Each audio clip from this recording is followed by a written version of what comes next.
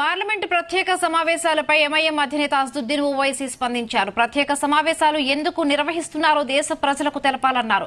భారత్ పై చైనా దురాక్రమణపై చర్చించాలన్నారు. వన్ నేషన్ వన్ ఎలక్షన్ పై సవివరంగా చర్చించాలని డిమాండ్ చేశారు. కొత్త పార్లమెంటు భవనంలో సమావేశం నిర్వహిస్తే ఇస్రో శాస్త్రవేత్తలతో పాటు అథ్లెట్ నీరజ్ చోప్రాను కూడా అభినందించాలని సూచించారు ఎంఐఎం అధినేత. देखिए, पार्लियामेंट सेशन को बुलाना तो ये तो कॉन्स्टिट्यूशनली सरकार के हाथ में है, इसमें हमको कोई ऑब्जेक्शन नहीं है। मगर जब आप सेशन बुला ही रहे हैं तो बेहतर ही होता है कि आपका एजेंडा क्या है। आप अमृतकाल कह रहे हैं, स्पेशल सेशन कह रहे हैं, फिर आप उसमें लिखते हैं कि ये 17वीं लोकसभा का 13वां लोकसभा सेशन होगा, तो इसका मतलब क्या है? ठीक है, आप बुला रहे हैं, तो जब आप बुला ही रहे हैं तो आप इस स्पेशल सेशन में हम फिर से कह रहे हैं कि चीन जो भारत की जमीन पर कब्जा करके बैठा है डेप्सांग डेमचाक में 2000 स्क्वायर किलोमीटर पर, उस पर फॉरेन डिस्कशन लगाइए, डरिए मत।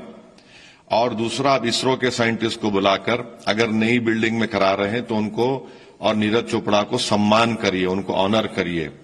तीसरा, रोहिणी कमीशन की रिपोर्ट आ चुकी है, तो हम मोदी सरकार से कह रहे हैं कि आप खुद नरेंद्र मोदी ओबीसी हैं, तो उनको 50% की रिजर्वेशन लिमिट को आप क्रॉस करिए और भारत की लोकसभा में राज्यसभा में एक बिल को लेकर आइए।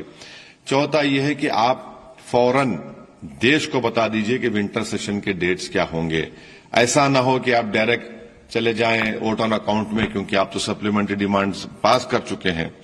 और आखिर में ये वन नेशन वन इलेक्शन का जो सिलेक्टिव लीक किया जा रहा है, ये कॉन्स्टिट्यूशनली नहीं हो सकता, ये अनकॉन्स्टिट्यूशनल है।